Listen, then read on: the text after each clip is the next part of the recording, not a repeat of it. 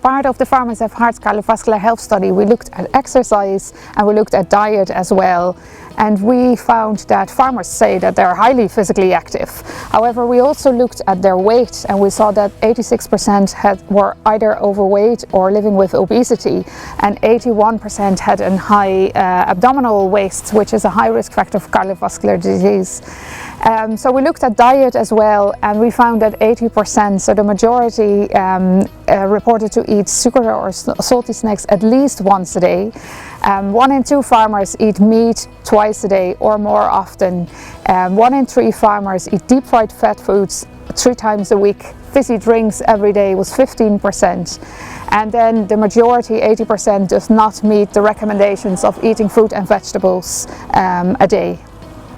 Well, in order for farmers to address the weight, and the weight was a big issue that was found in the study, there are 2 key things. One is to increase their physical activity levels, and even though farmers are quite active at the moment, they could be doing a lot more kind of vigorous exercise to improve their cardiovascular fitness, which is really important.